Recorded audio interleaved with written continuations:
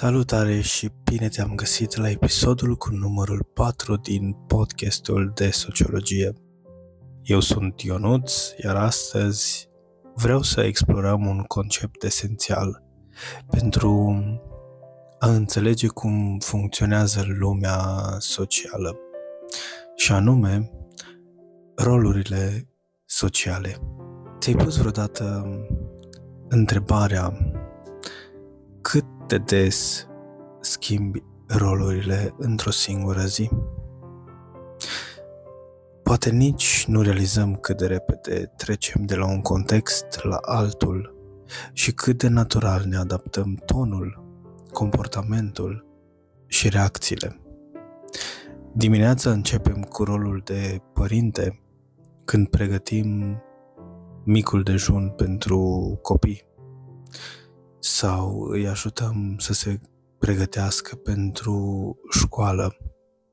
La câteva minute distanță devenim apoi angajați.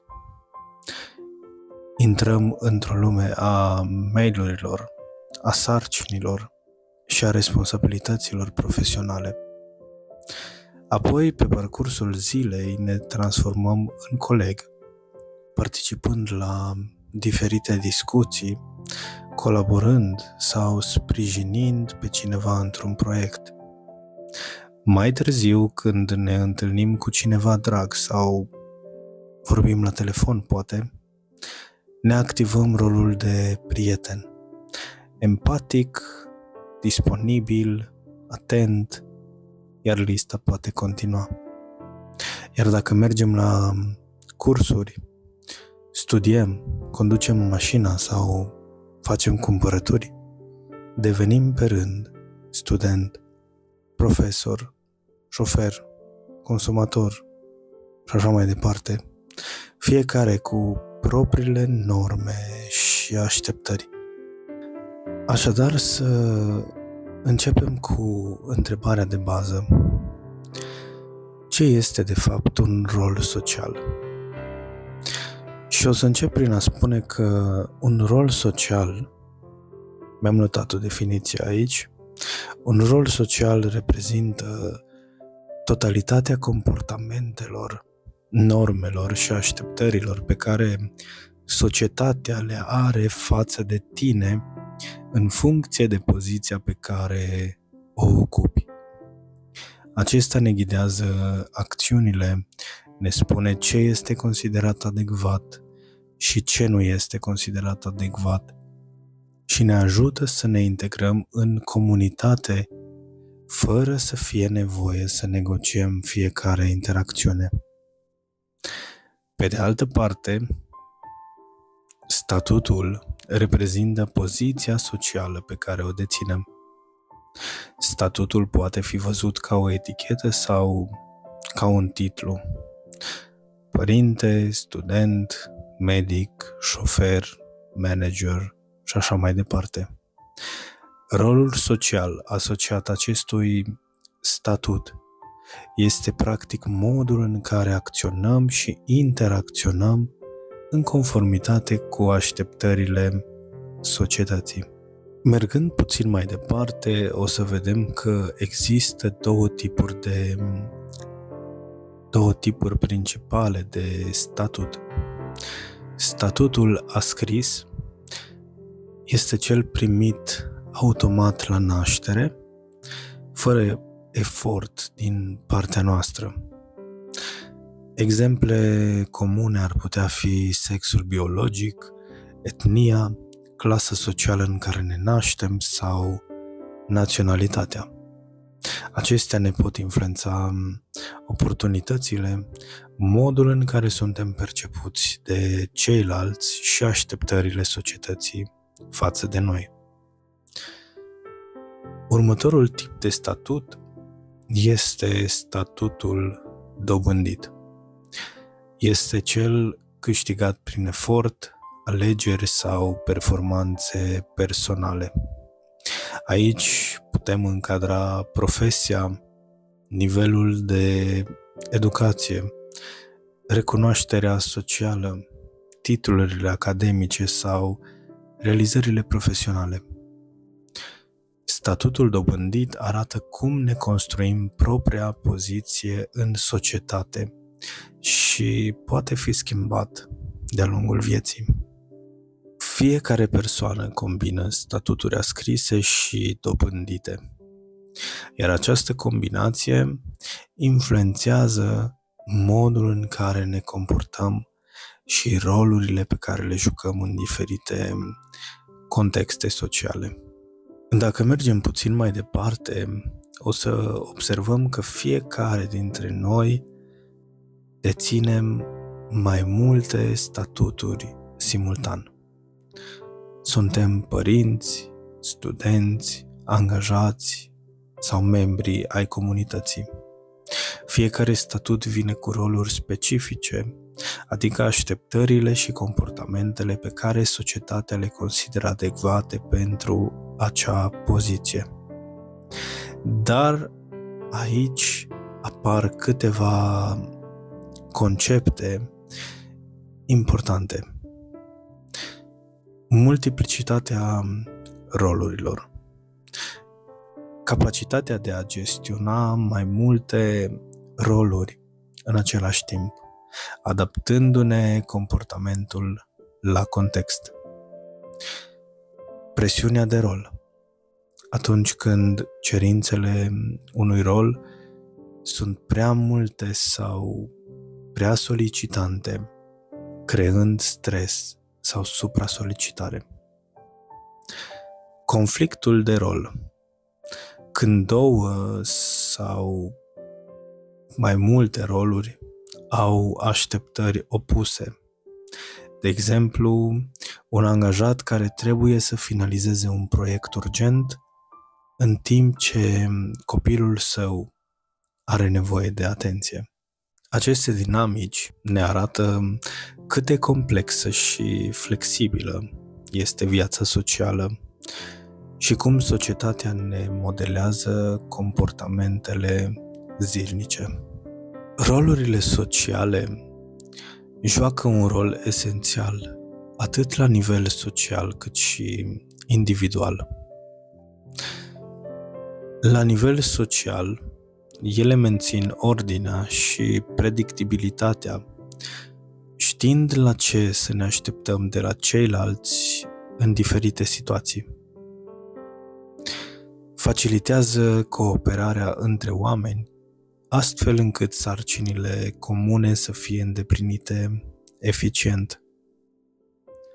Stabilesc reguli implicite despre comportamentele adecvate, ce face un profesor, cum acționează un polițist, cum interacționăm cu un coleg și așa mai departe.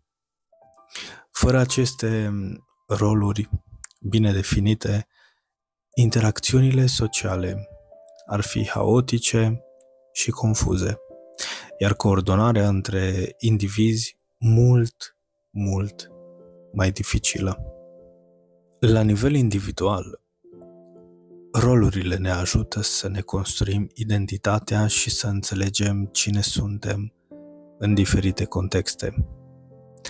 Ne oferă un sentiment de apartenență la grupuri, familie, loc de muncă, comunitate. Ne structurează viața de zi cu zi, stabilind rutine, priorități și relații. Dacă vrem să înțelegem cât de puternice sunt rolurile sociale, trebuie să privim la date concrete care arată cum normele și așteptările tradiționale încă modelează viața profesională, dar și cea personală. Decalajul salarial de gen sau gender pay gap. În țările din Uniunea Europeană, în anul 2023, femeile câștigau în medie 13% mai puțin decât bărbații pentru munca echivalentă. Această diferență reflectă atât stereotipurile de gen, cât și segregarea profesională în anumite domenii. Participarea femeilor pe piața muncii la nivel global în anul 2022 avem bărbații cu 72,3%, iar femeile reprezentau 47,4%. Diferența arată că în multe țări femeile au acces limitat sau reduc implicarea pe piața muncii din cauza rolurilor tradiționale de îngrijire. Tot în Uniunea Europeană, doar 35% dintre manageri sunt femei sau erau femei în anul 2023. În anumite domenii, cum ar fi construcțiile sau tehnologia, procentul acesta scade. Aceasta reflectă persistența stereotipurilor și a barierelor în carieră. De asemenea, este important de menționat că femeile alocă între 2 și 3 ore în plus pe zi muncii casnice față de bărbați. Această povară suplimentară afectează timpul disponibil pentru carieră, studiu sau recreere. Aceste cifre arată că rolurile sociale tradiționale, bărbatul ca breadwinner sau cel care aduce pâinea în casă și femeia ca caregiver sau cea care se îngrijește de membrii familiei, continuă să influențeze distribuția muncii, oportunitățile, dar și timpul liber. Deși schimbările sociale și politicile publice încep să diminueze aceste decalaje, ele rămân vizibile în viața de zi cu zi. Un alt aspect important care trebuie discutat în acest episod este faptul că rolurile sociale nu sunt statice.